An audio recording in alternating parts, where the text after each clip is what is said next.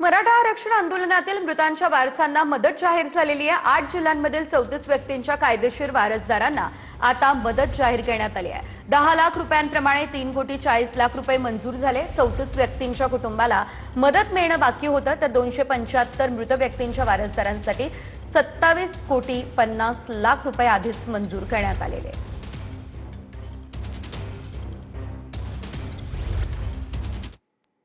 मराठा आरक्षण आंदोलनातील मृतांच्या वारसांना मदत जाहीर।